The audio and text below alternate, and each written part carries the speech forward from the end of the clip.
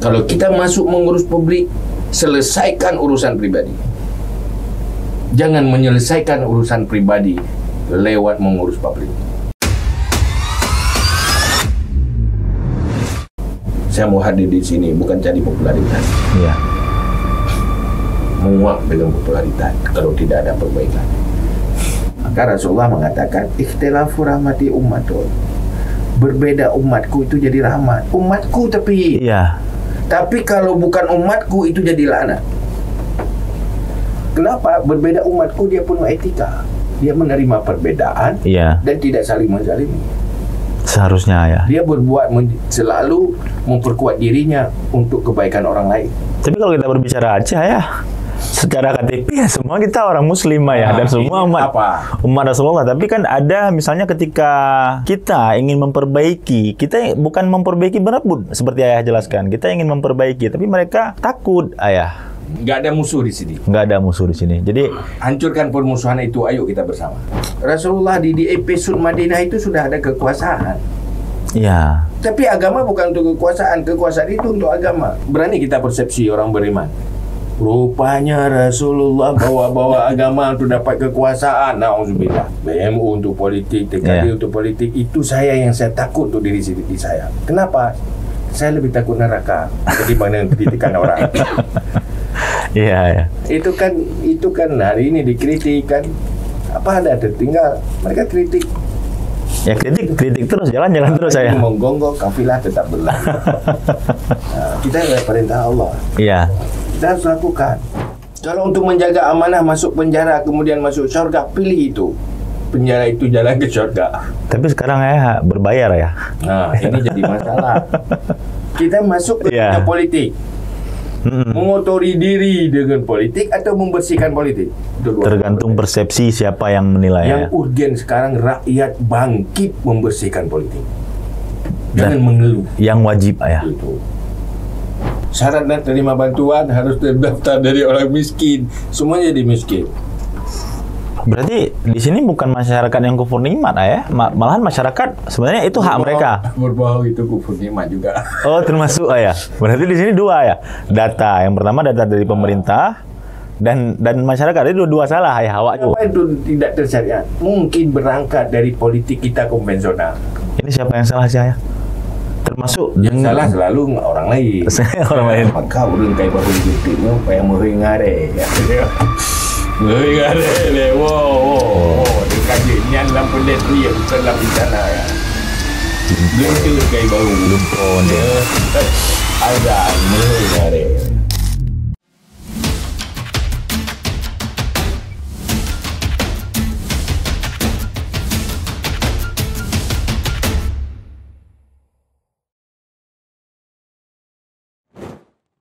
Assalamualaikum warahmatullahi wabarakatuh. Puja ke Allah, selawat ke Nabi. Selamat datang di dunia kebebasan bersuara. Buka pikiran Anda, buka mata Anda, karena kita akan merambah dunia baru bersama saya Darwin Eng di DE Podcast Beyond the Limits.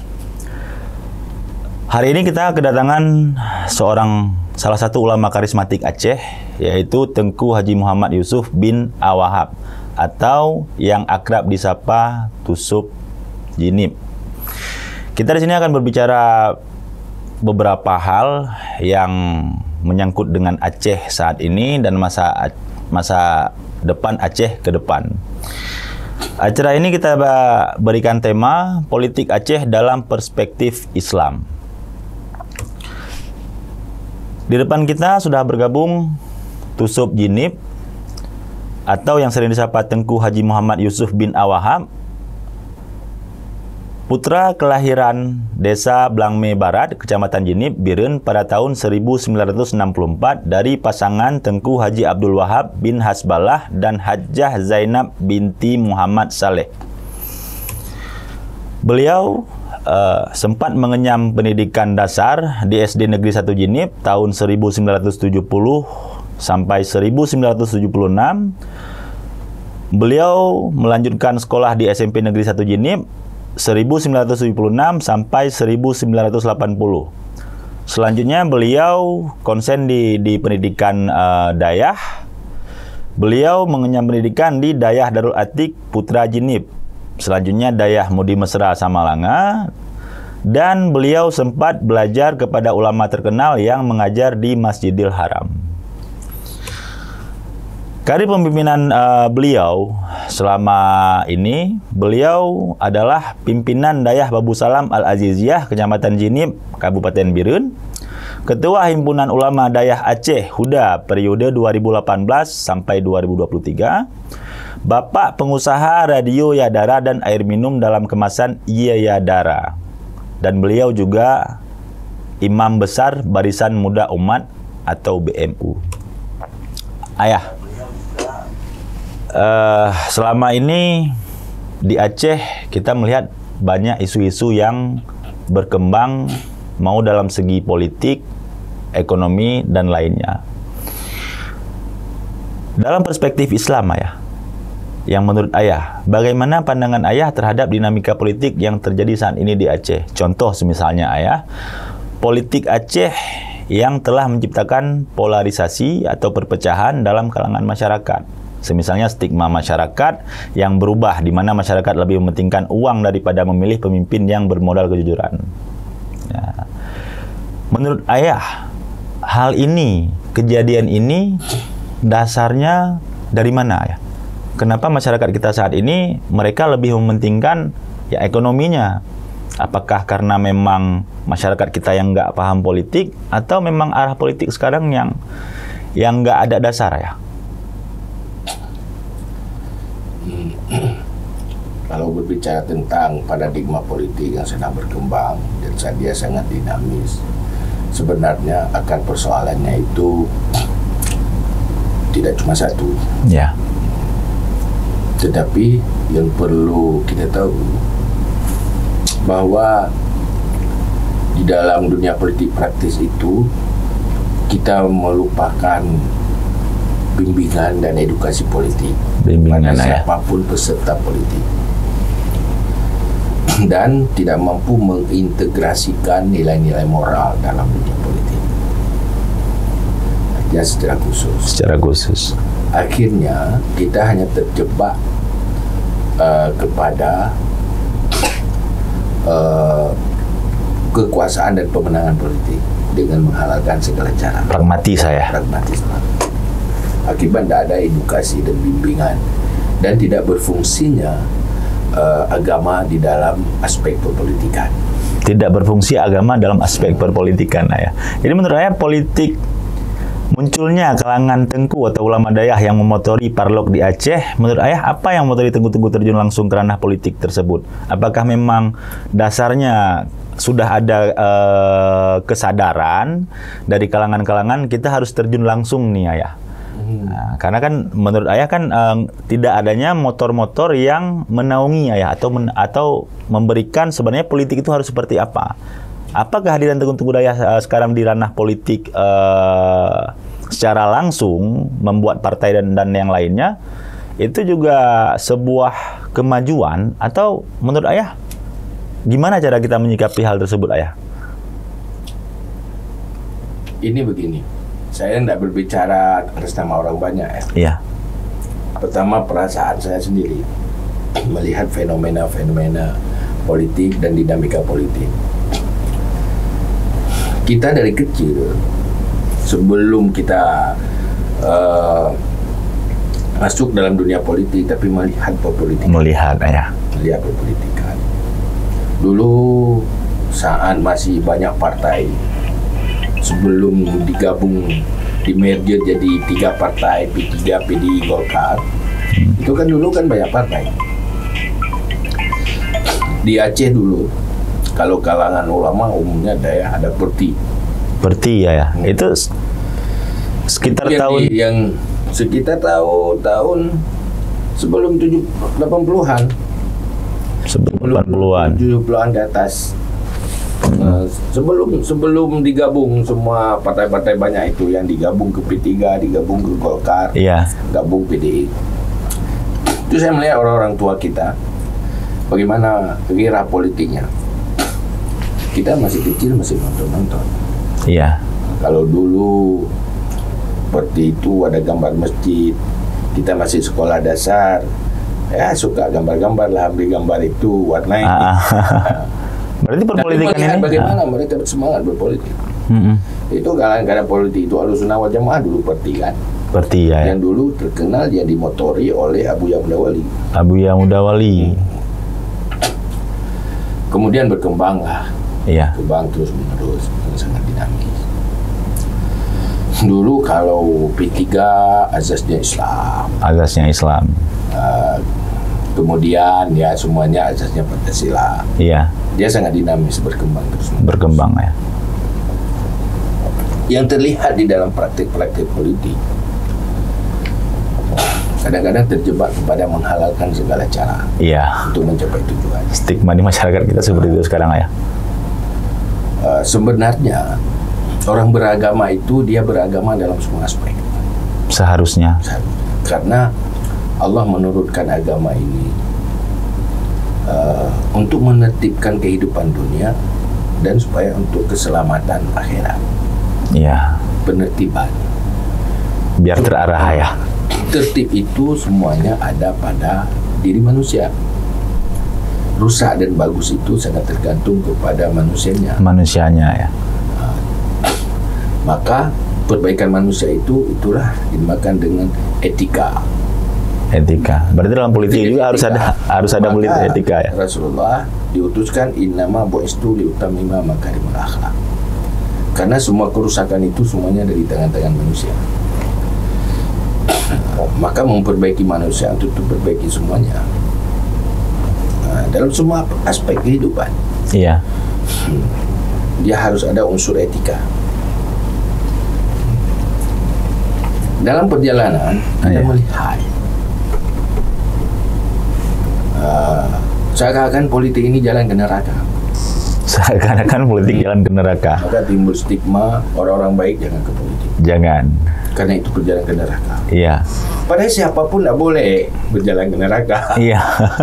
Dan cuma orang-orang tertentu kita dilarang. Apabila dia gagal kita integrasikan nilai etika di dalam dunia perpolitikan, maka bisa jadi jalan ke neraka ya.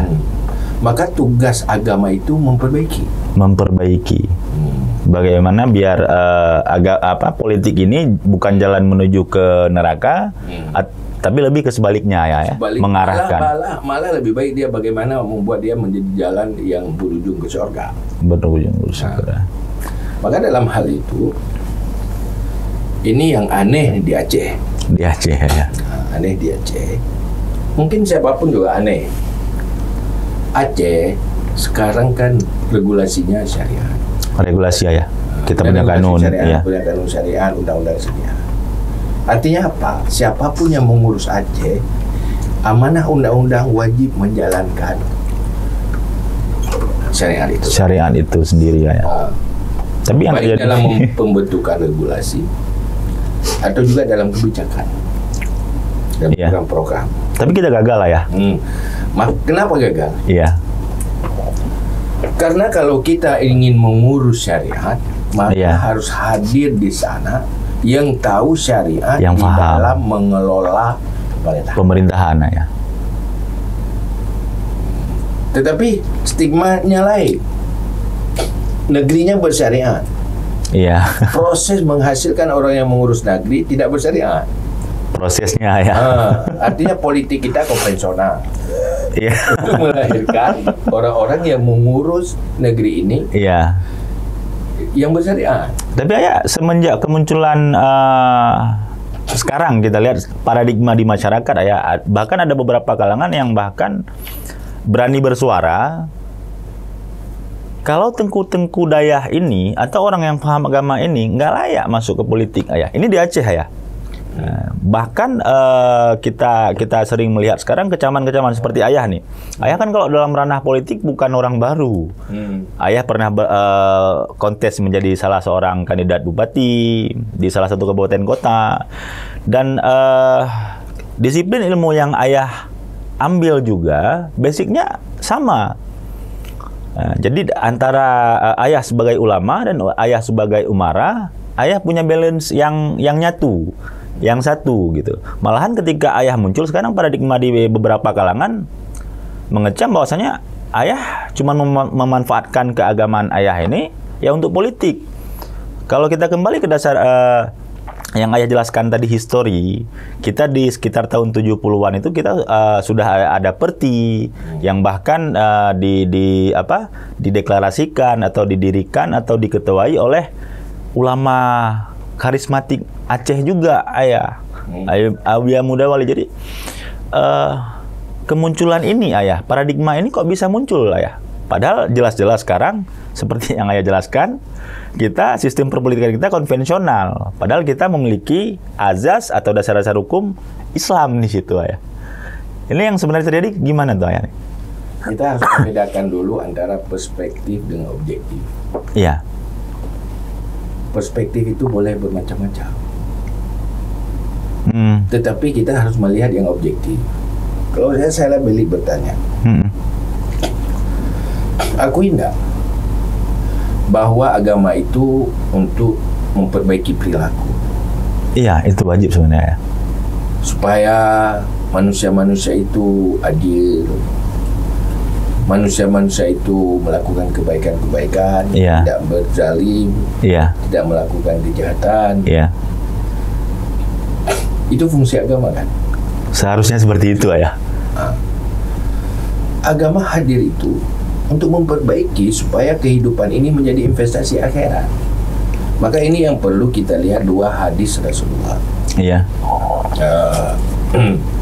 Saat ada orang yang bertanya, kebun itu bertanya bagaimana saya tanam tanaman lebih bagus, lebih produktif lah. Nabi menjawab, antum a'lamu bi umuri dunyaku. Kamu itu lebih tahu dengan urusan duniamu. Kalau persoalan itu jangan tanya pada saya.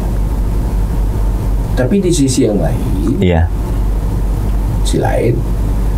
dunyaka la tadurru akhirataka. Duniamu jangan sampai jadi malapetaka bagi akhiratmu. Silakan kamu tingkatkan produksi, tapi jangan lakukan hal-hal yang berdosa, yang melewati batas aturan, haram. Jangan ada kezaliman di sana.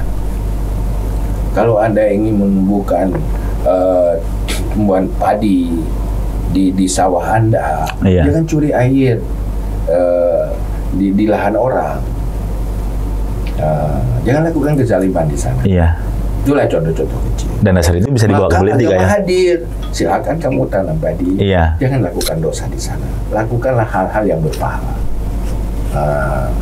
Itu pesan agama. Pesan agama, ya. Untuk menertibkan itu. Jangan ada yang terzalimi. Maka ini fungsi agama. Maka nilai etika itu perlu.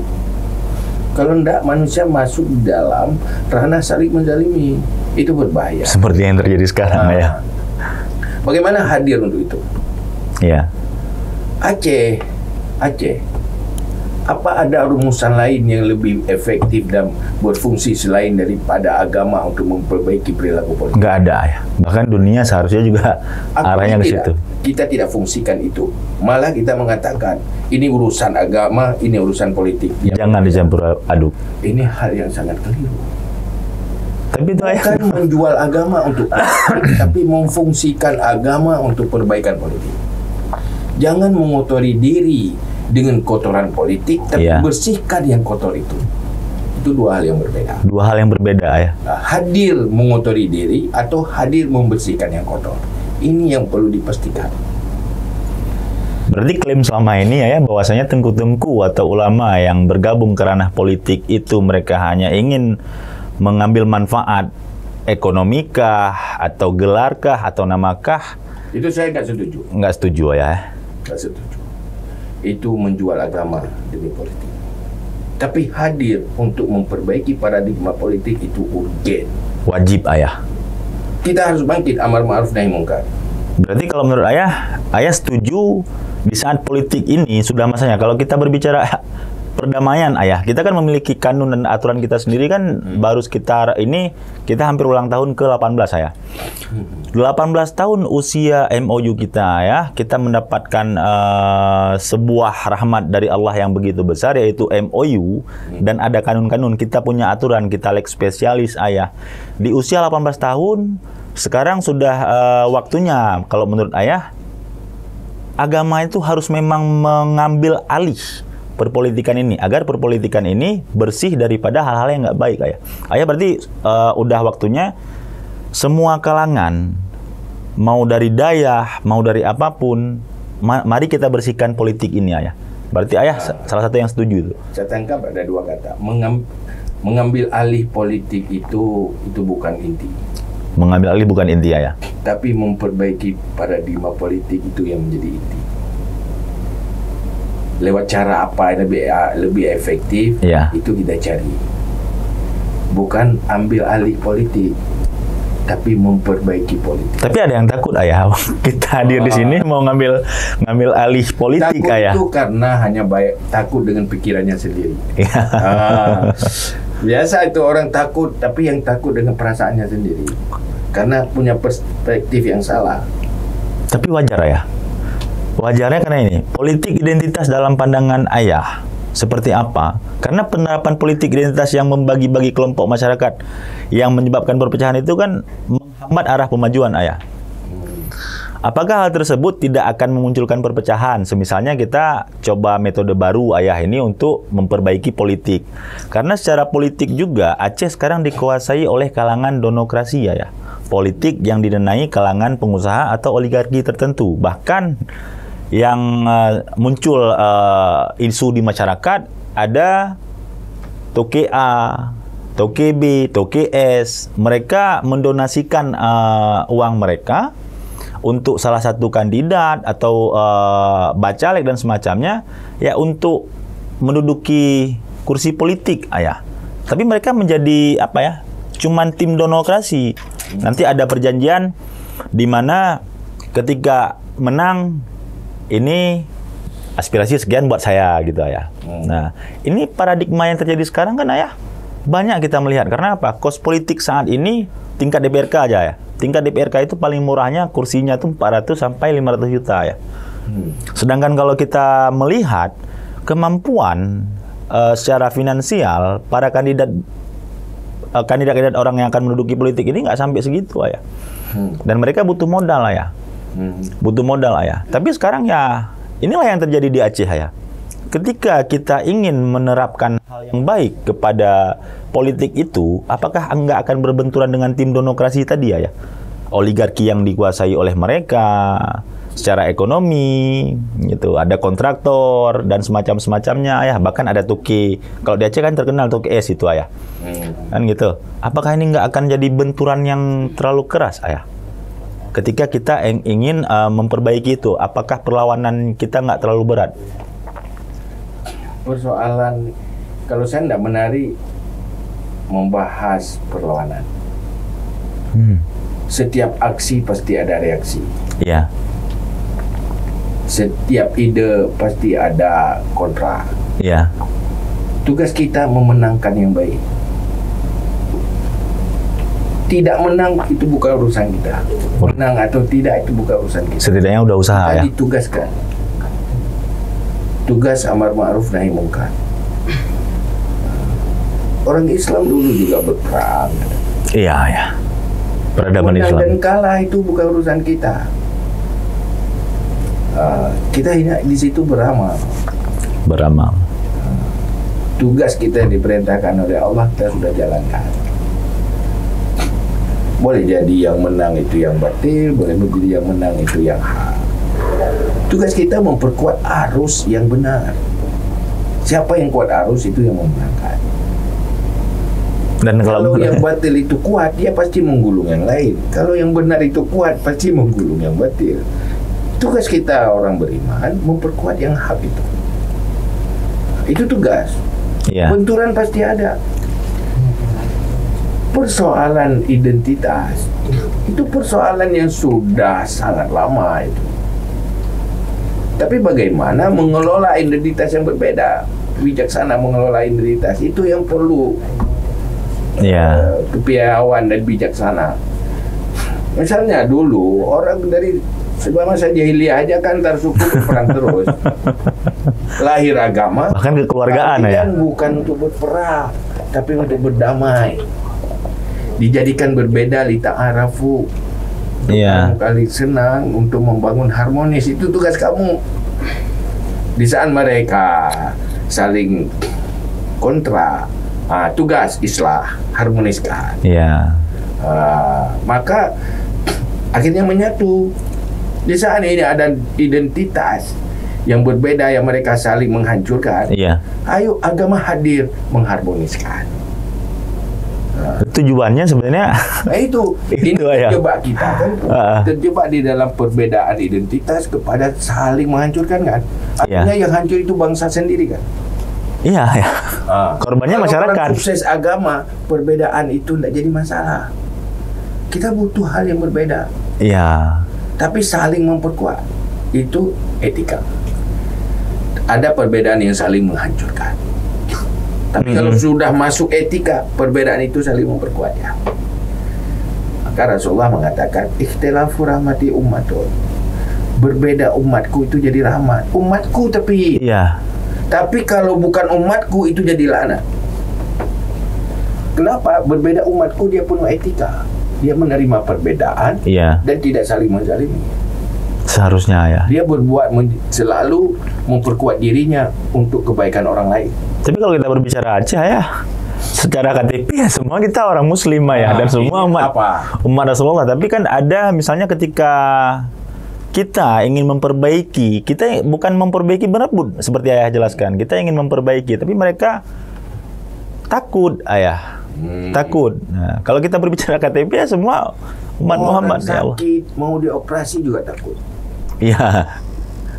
Tetapi takutnya itu akan menghambat menemukan sehat. Dia harus tahan takut. Iya. Nggak perlu demi diri sendiri ya. Nggak usah melawan. Takut ya takut, suntik tahan terus. Itu lebih bagus. Ini persoalan kita. Kenapa jadi takut? Iya. Kalau saya simpulkan begini, kita ada dakwah yang gagal. Ada dakwah yang gagal. Kita tidak mampu menyampaikan nilai etika agama itu ke dalam pribadi-pribadi umat Islam. Inilah fenomena. Artinya kenapa sekarang umat Islam itu tidak masuk dalam kategori umatku. Iya. Kalau dia masuk di dalam kategori umatku, itu dia berbeda itu jadi rahmat, bukan saling menghancurkan. Kapan menjadi umatku itu? Berimanlah, berakhlaklah, cerdaslah, punya pengetahuan. Fenomena sekarang, coba survei. Ini hasil survei sementara. Di Beren lagi TKD ya. Anak-anak muda itu mengakui hampir 70% mereka tidak salah, tidak tahu salah. Ini TKD ini program terbaru kita juga ya? Ya, program untuk menyampaikan agama. Menyampaikan agama. Bagaimana kita beragama dalam kehidupan kita. Maka wajar kita bermasalah. Tapi ya nggak pernah takut kayaknya ya. Program BMU diklaim bahwasanya program politik dan pencitraan ya. Sekarang muncul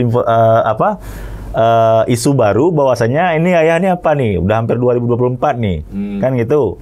Muncul program baru TKD. Dakwah. Training untuk dakwah ya. Jadi ini ayah udah punya program baru. Ada isu lagi udah memanfaatkan BMU untuk politik, sekarang ingin memanfaatkan anak muda nih untuk berpolitik ayah. Saya nggak pernah takut dengan kata orang. Tapi saya lebih takut kalau saya sendiri tujuan ke situ. BMU untuk politik, TKD untuk politik, itu saya yang saya takut untuk diri saya. Kenapa? Saya lebih takut neraka ketimbang dengan kritikan orang. Iya. Itu kan hari ini dikritik kan. Apa ada tinggal mereka kritik. Ya kritik terus, jalan terus saya. Menggonggong kafilah tetap berlalu. Kita ada perintah Allah. Iya. Kita harus lakukan. Rasulullah sendiri, kenapa orang-orang jahiliyah itu kan ingat sejarah. Iya. Seorang tokoh musyrik Utbah bin Rabi'ah itu datang kepada Rasulullah, mewakili tokoh-tokoh masyarakat musyrikin Makkah itu. Iya. Muhammad, kamu mau dapat kekuasaan ya? Iya. Kamu ingin cari harta ya dengan membawa nama-nama Tuhan itu. Kalau kamu mau cari kekuasaan, kamu kasih kekuasaan, tinggalkan misi itu. Ditawarkan ya. Ditawarkan. Rasulullah menjawab, aku tidak butuh kekuasaan. Itu persepsi orang itu. Iya. Karena dirinya seperti itu. Nah, saya ini perintah Allah menyampaikan risalah. Kalau kamu terima, itu beruntung untuk kamu. Iya. Kalau kamu tidak terima, itu urusan kamu dengan Allah. Yang masuk neraka juga kamu. Berarti orang-orang ya yang zalim atau orang-orang yang memang yang berpikiran bahwasanya politik ini kita menjual agama untuk politik itu bukan sekarang aja ya. Dari zaman Rasulullah udah ada orang-orang seperti itu. Persepsi ada, Iya. kenyataan juga ada. Realitanya ada ya.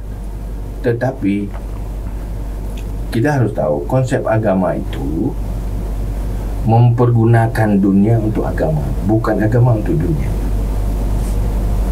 Berarti kalau ada bahasa seperti itu mereka yang salah ya. Karena pikiran mereka sendiri.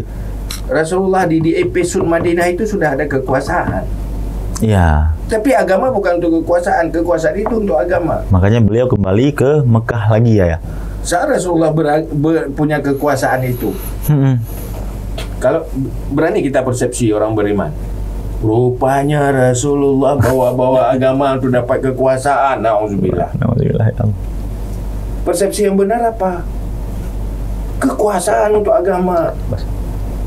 Lewat kekuasaanmu kamu masuk surga, itu bagaimana? Kalau agama untuk kekuasaan, kamu akan masuk neraka. Itu yang jadi masalah. Itu kan persoalan persepsi. Persepsi ya. Nah, kayak kita gini, cari uang tuh buat masjid, Iya. atau buat masjid tuh cari uang. Tergantung si orangnya. Buat judul masjid, cari sumbangan. Iya. Akhirnya sumbangan itu pakai untuk diri sendiri. Tapi banyak Tetapi lain. untuk buat masjid kan cari sumbangan juga. Iya.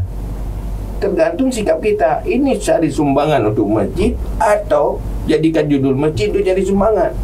Akhirnya sumbangan bukan untuk masjid. Nah, ini yang jadi masalah. Itu yang perlu kita luruskan. Kita luruskan ya. Ini coba kalau orang-orang mau mengajak orang, ayo kita beragama dalam politik, langsung kita ponis. Oh, kamu jual-jual agama. Jual agama untuk politik Lihat ya. dulu, periksa dulu, jangan main ponis dulu, jangan buruk sangka dulu, susah, tidak boleh. Iya. Jadi ini harus kita buktikan. Harus kita buktikan. Harus kita buktikan. Sekarang kan gini, banyak orang benar juga persepsinya karena melihat kenyataan. Atas nama ini, atas nama itu, Iya. ujungnya kepentingan kelompok, ujungnya kepentingan pribadi. Ini kayaknya sebuah kenyataan. Jadi Faktanya, siapapun yang ke situ dianggap seperti itu. Kayak begini, ini perspektif ya. Iya. Kita selalu terjebak dalam perspektif buruk. Kita tidak mampu punya persepsi yang bagus. Misalnya ada orang dulu Belanda ya. Iya. Dia foto ada orang sedang memandikan kerbau di sungai. Dia foto. Iya. Sudah foto kan, di situ ada kerbau, di situ ada orang, Iya. di situ ada sungai. Bagaimana kita persepsi? Orang Barat Belanda menulis orang Aceh mandi bersama kerbau. Itu menurut ya. Dia Pandangan orang persepsi. mendengar, oh rupanya tempat mandi kerbau dengan orang itu sama. Sama di Aceh. Yang benar apa? Orang Aceh turun ke air memandi kerbau, Memandikan kerbau. bukan mandi sama kerbau. Kita masuk ke dunia politik, mengotori diri dengan politik atau membersihkan politik. Tergantung persepsi siapa yang menilai. Yang Ya. urgen sekarang rakyat bangkit membersihkan politik. Jangan Dan mengeluh. yang wajib ya. Itu. Bagaimana membersihkan? Lahirkan orang-orang yang bersih. Maka hindari money politik. Hindari money politik. Jadi kalau misalnya itu masih berbarengan, ayah, ya udah, berarti ayah termasuk berpikir ini hal yang urgent dalam politik. Ya masalah ada persepsi orang kita, misalnya ulama dayah atau tengku-tengku dayah ini mau bermain politik itu untuk agama, ya terserah. Yang penting kita berjalan seperti mana yang kita lakukan, ya. Ya, kita untuk merubah niat itu. kita apa? Niat kita. Agama sebagai wasail untuk politik, jalan menuju politik, atau kita berpolitik untuk tujuan mengamalkan agama. Ya. Sekarang begini. Ya. Aceh bersyariat Islam. Label lah ya. Label syariat Islam. Iya. Syariat itu semua aspek. Kafah dia. Kafah. Saya mau pertanyakan, sudah bersyariatkah dunia pendidikan kita? Enggak. Karena saya konsen juga di pendidikan, ya. Sekarang kisruh dunia perbankan. Perbankan, ya. Syariat konvensional. Iya. Seakan di situ saja. Padahal masalahnya lebih kompleks, ya. Rumah tangga. Bagaimana mensyariatkan rumah tangga? Supaya dalam menjalani rumah tangga sesuai dengan rambu-rambu syariat. Iya. Coba survei di Aceh, berapa persen rumah tangga yang konvensional, berapa persen yang bersyariah? Ya kan? Bisa paling 10% ya yang bersyariah. Lain konvensional. Misalnya kita lihat sekarang, ya. Kayak di Biren nih, di daerah ayah. Di 2023 angka perceraian itu hampir 4.000, ya. Gugatan di mahkamah itu yang malahan si istri gugat si suami, ya. Cuman kita salah satu contoh, ya. Siapa yang mensyariatkan mereka? Nggak ada, ya. Strategi yang mulai syariat itu kan dari ilmu pengetahuan. Ilmu pengetahuan. Oke, pilar syariat yang ada sekarang dunia daya. Iya. Majelis taklim lah. Iya. Balik khutbah Jumat. Iya. Berapa persen mereka jangkau? Sementara dunia pendidikan lain tidak berfungsi ke situ. Iya, ya. Persentasenya tuh. Kenapa itu tidak tersyariat? Mungkin berangkat dari politik kita konvensional. Makanya kita mau tidak bersyariat. Iya. Mengintegrasikan nilai etika syariat dalam politik untuk menghasilkan kekuasaan dan pemerintahan yang beretika. Itu harus dimulai dari perbaikan politik. Tujuan dasar, ya. Jadi kalau menurut ayah nih strategi, ada nggak strategi dalam cara berpolitik, ayah, sehingga pengaplikasian hukum dalam bernegara yang sesuai syariat itu tercapai di Aceh, ayah? Strategi ayah nih, apa-apa aja nih yang harus kita lakukan selain politik, kalau ayah? bicara strategi ini nggak cukup lah dengan pembahasan. Nggak cukup waktu. Bahaya kalau dibahas singkat. Di saat dia tidak tersampaikan, dia akan dimusuhi. Poin pentingnya, ayah? Poin pentingnya begini.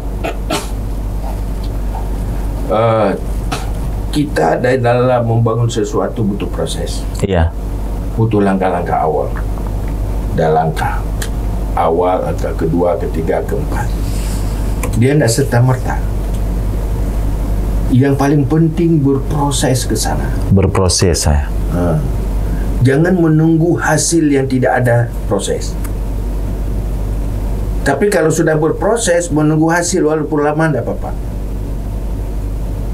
Yang penting ada tahapan dan ada strateginya. Maka dimulai oleh membangun paradigma berpikir yang benar, perspektif yang benar.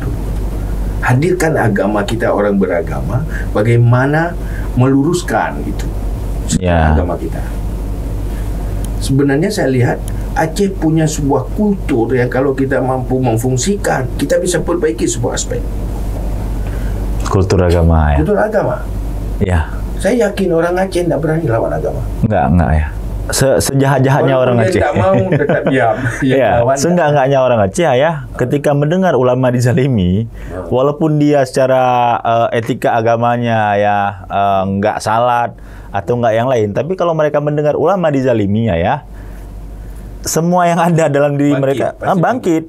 Bahkan mereka berani mempertaruhkan nyawa mereka kalau untuk hal itu, Ayah. Kenapa agama itu kita tidak fungsikan untuk memperbaiki semua aspek? Kenapa? Padahal ada kultur yang begitu besar, Ayah. Pasti satu jawabnya, kita tidak ahli memfungsikan itu. Malah kita buang agama. Mengatakan ini politik bukan agama, ini ekonomi bukan agama. Kapan kita perbaiki? Sebenarnya ini alat perbaikan. Oh, ada orang mengatakan agama itu tidak ada hubungan dengan situ. Berarti Anda tidak tahu agama. Atau Anda tahu agama sangat parsial. Parsial, nggak kompleks, Ayah. Padahal itu agama kafah. Jelas. Coba lihat. Berbeda Al-Quran. Gimana sempurnanya Al-Quran dengan Injil, Zabur. Ya. Yang paling banyak berbicara aturan dan hukum publik itu Al-Quran. Al-Quran, Ayah. Injil lebih banyak, ke Zabur lebih banyak ketimbang Injil. Yang lebih banyak lagi kalau ya bukan itu Buddha, Hindu itu lebih banyak berbicara aturan. Tapi tidak sebanyak dalam Al-Quran. Dia perbaikan semua aspek. Iya. Kalau orang non-Muslim memisahkan agama dengan kehidupannya, wajar mereka cukup referensi. Iya. Kok Muslim ikut-ikutan ke sana? Mereka sudah cukup referensi dalam Al-Quran. Lengkap, kompleks, Ayah. Artinya apa? Islam tidak tersampaikan secara memadai. Ini siapa yang salah sih, Ayah? Termasuk yang salah selalu orang lain. Orang lain. Termasuk Ayah kan? Anda mau bilang salah sendiri. Kita kan? berbicara hal itu, kompleksnya sebuah aturan yang tergambar dijelaskan dalam Al-Quran. Bahkan kalau di Aceh, Ayah, kita banyak pesantren yang mengajarkan kitab-kitab kehidupan, Ayah. Jadi di saat hal ini secara politik sudah jelas, Ayah, terkait masalah ekonomi, Ayah. Label provinsi termiskin, Ayah. Kan? Padahal kalau kita tahu dalam sejarah jelas nih, Ayah, Aceh ini daerah modal. Label provinsi termiskin ini kayaknya hampir four winner ini, ya, bukan triple winner lagi, ya. Udah hampir keempat kita diklaim ini, ya. Padahal kan agama sudah kompleks nih, mengajarkan politik seperti ini, ekonomi seperti ini. Kalau menurut Ayah, label provinsi termiskin ini yang yang disemat di Aceh ini sebenarnya siapa yang salah, Ayah? Apakah masyarakatnya yang kufur nikmat? Ada misalnya orang yang ekonominya udah ada, begitu ada bantuan sosial daftarkan diri, Ayah? Atau memang pemerintah kita yang nggak benar mengelola ekonomi Aceh itu sendiri, Ayah? Menurut Ayah nih yang terjadi? Menurut orang yang tahu itu semua tahu. Iya. Faktor kita miskin, pertama kita tidak amanah, yang kedua kita bohong. Kita bohong. Bohong di data. Bohong di data. Gimana tuh, Ayah? Karena semua orang butuh bantuan. Syarat dan terima bantuan harus terdaftar dari orang miskin. Semuanya jadi miskin. Berarti di sini bukan masyarakat yang kufur nikmat, ya? Malahan masyarakat sebenarnya itu hak mereka. Berbohong itu kufur nikmat juga. Oh, termasuk, ya. Berarti di sini dua, ya. Data. Yang pertama data dari pemerintah dan masyarakat. Itu dua salah, ya, awaknya. Itu malah paling sadar. Iya. Jadi kalau dibilang termiskin. Iya. Nah, kalau menurut Ayah bukan miskin hartanya, miskin hartanya ya juga ada, tapi juga banyak juga miskin hatinya. Hati, ya, moral. Punya masih jadi penerima juga. Padahal Islam diajarkan al-hayah liyu'ti.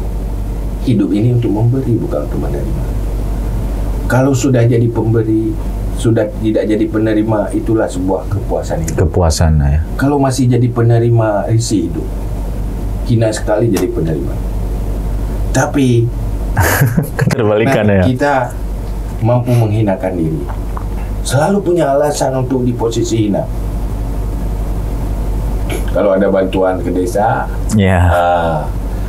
ini untuk orang miskin. Apa kata yang kaya-kaya? Ini kalau minta sama kami. Kalau ada bantuan dikasih ke nggak kami. Dikasih kami. Padahal yang benarnya gimana? Alhamdulillah, saya sudah diposisikan Allah, tidak lagi jadi posisi di bawah itu umum, penerima. Saya sudah beri Allah, tidak lagi menerima bantuan orang.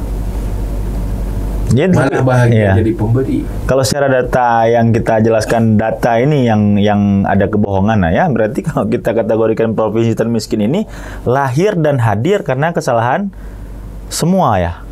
Begini, Masyarakatnya ya, pemerintahnya ya. kalau segini banyak kucuran dana, kita harus lebih kaya lagi. Seharusnya. Maka kita boleh dikatakan miskin. Semestinya ya. tidak seperti ini, lebih kaya lagi. Ya kan? Iya. Nah, Daerah kenapa modal lah ya. terjadi seperti itu? Itulah amanah kita udah rusak. Amanah. Maka persepsi orang berpolitik harus yang benar itu posisi amanah, bukan posisi menikmati. Cara keluar ya dari Karena keterpurukan keluar, ekonomi ini ingatlah ya. Sepakat dulu ada neraka dan surga. Simple ya. Tuntunan di agama. Kalau ndak amanah, neraka di depan. Termasuk neraka, pemerintah? silakan. Silakan pilih neraka. Apa milih surga atau pilih neraka? Cara tersingkat dan tersimpel. Kita lebih takut neraka atau lebih takut penjara? Ya. Kalau untuk menjaga amanah masuk penjara kemudian masuk surga, pilih itu. Penjara itu jalan ke surga. Tapi sekarang ya berbayar ya. Nah, ini jadi masalah. Itulah perlu etika kan. Etika ya. Yang terpenting. Kita semua yang masuk ke dalam semua dunia, mulai dari rumah tangga, istri tidak amanah ke suami, suami tidak amanah ke istri, yang tingkat lain begitulah. Maka ini masa yang telah digambarkan oleh Rasulullah. Masa ya. Kalau kita hidup di ruang publik, dakwahkan itu kembali kepada amanah. Pola dakwahnya tidak cuma di atas studio. Silakan berpolitik, tapi politik dakwah. Politik dakwah, politik. Maka saya bilang dulu teman-teman, kalau kamu belum cukup dengan apa yang sudah ada di tanganmu, ingin mencari kelebihan di politik, jangan berpolitik. Tapi berlomba-lomba ya sekarang ya. Karena akan jadi orang tamak. Sayyidina Ali mengatakan, at-tama mani'un an kulli haq. Kebenaran itu tidak akan tegak, terhalang oleh ketamakan. Kebenaran. Kalau kita masuk mengurus publik, selesaikan urusan pribadi. Jangan menyelesaikan urusan pribadi lewat mengurus publik. Berarti kehancuran Aceh sekarang ya termasuk dua kalangan ya. Masyarakatnya yang kufur nikmat dan kalangan di atasnya yang tamak ya. Masyarakat kufur nikmat. Ajaklah mereka untuk semakin baik. Iya. Kita bukan tuh, kita menuduh orang buruk itu kita bukan sudah baik sekali. Ayo sama-sama kita memperbaiki diri. Kita sadar. Iya. Ini tanggung jawab kita ya. Kita sekarang masyarakat Aceh harus bangkit.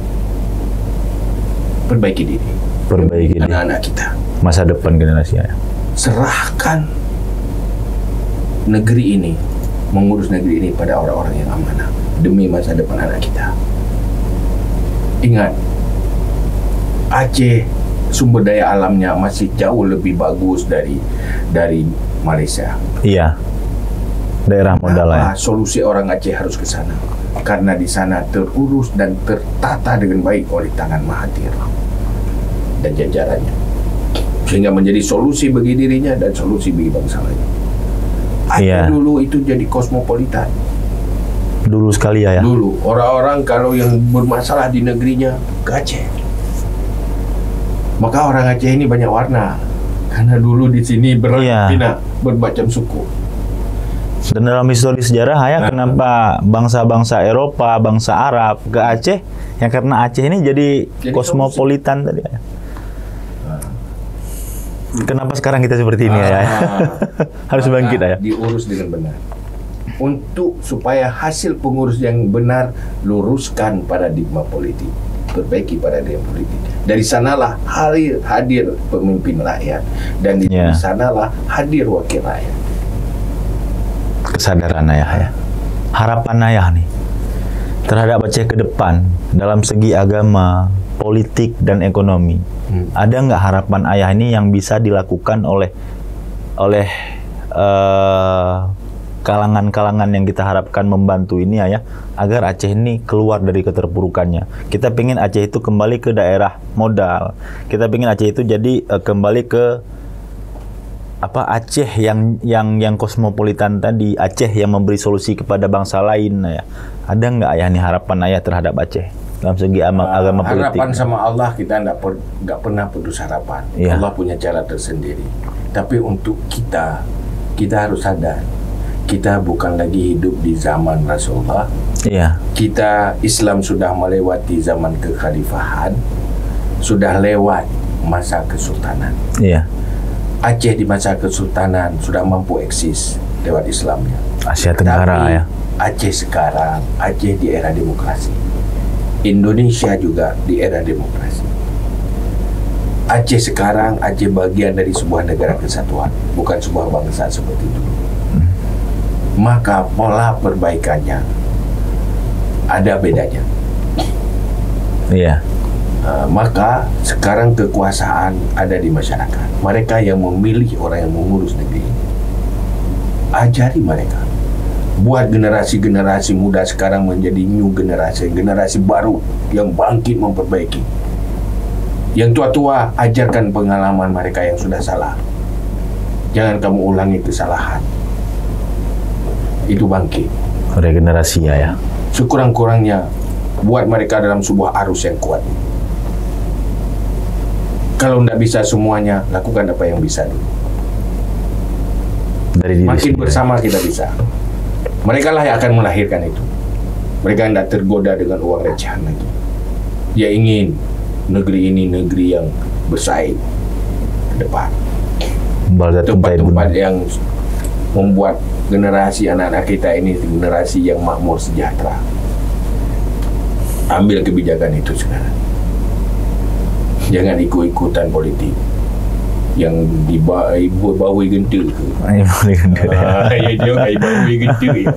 Dibayang istana, dibayang padahal dalam berdiri.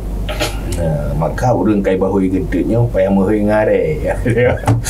Mehoi ngare le. Wow. Dia kaji nyan dalam berdiri yang ke dalam istana ya. Gentut kai bahu. Lumpon. Azan mehoi ngare. Panggil mereka kembali, ayo. Kita sudah salah arah. Sudah masuk ke lorong buntu. Ayo kembali ke jalan bypass. Yang lebih jarak jauh ke sana. Berarti sudah masanya anak muda menjadi kader, yang tua-tua menjadikan anak muda ini sebagai langkah perubahan selanjutnya ya, regenerasi. Berarti sudah saatnya anak muda ini kita kedepankan untuk meneruskan generasi ke depan ya. Panjang masa depan. Jangan terpuruk. Tak mungkin kamu maju hidup dalam negeri yang amburadul. Ya, kesadaran itu harus kita adakan ya. Apa-apa.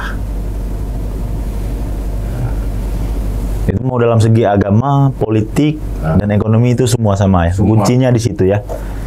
Maka kalau dalam perbaiki dulu paradigma politik, hadirkan agama dalam berpolitik. Artinya jangan lakukan kezaliman dan kebohongan di sana. Kayak kita butuh new generation ya. Ya, itu kita harap. Kita duduk hari ini hanya untuk membangun generasi baru. Saya mau hadir di sini bukan cari popularitas. Iya. Muak dengan popularitas kalau tidak ada perbaikan. Banyak orang populer tapi masyarakat ni gagal. Amburadul ya. Maka saya dikatakan tokoh aja serisi. Serisi kenapa? Sebenarnya tokoh ini orang yang tokoh masyarakat itu orang yang bisa menyukseskan masyarakat. Masa masyarakat kita gagal, kita tokohkan malu. Kalau tokoh kita di negeri maju kita bangga. Ini kita tokoh masyarakat. Ulik dalam kegelapan, nanti kalian apa pi. Tapi sekarang berlomba-lomba ya orang untuk nama gelar tokoh itu. Kosong itu. Kosong ya. Impian. Malulah. Tokoh itu tim sesnya masyarakat kalau tokoh masyarakat. Tokoh rumah tangga itu orang tua. Kenapa anak itu sukses? Tokohnya beres. Jadi tokoh itu tim sesnya masyarakat. Kalau masyarakat kita gagal, itu bukan tim sesnya, tim ses yang gagal. Iya. Malu. Masyarakat kita hidupnya terpuruk, ekonominya terpuruk, dunianya bermasalah, akhirat juga bermasalah. Kita tokoh. PD-PD-nya kita berani Nggak usah tokoh mencari. lah. Sama aja kita semua. Subhanallah, ya Allah ya. Jadi di waktu yang singkat ini ya, kita butuh perubahan, dan perubahan itu wajib kita lakukan di semua lini ya. Nggak ada musuh di sini. Nggak ada musuh di sini. Jadi Hancurkan permusuhan itu, ayo kita bersama. tidak ada perbedaan. Berarti paradigma dan stigma negatif yang selama ini disematkan itu hanya pola untuk memecah belah sebenarnya ya. Ya, kita nggak suka itu. Ya. Bahasa-bahasa yang membuat kita tidak bersatu. Jadi nggak ada istilah tengku atau ulama hadir ke politik untuk merebut, itu nggak ada istilah. Yang ada Ayo untuk kita sama perbaiki. memperbaiki ya, Oh, kita berbeda. Ayo saling menyempurnakan. saling menyempurnakan ya. Maka keberhasilan itu ada dua. Ya, Berhasil dulu kita saling tidak menjatuhkan. Yang kedua, kita tidak saling berbohong. maka dengan hal itu Di situ Aceh, akan timbul kepercayaan dan kekompakan.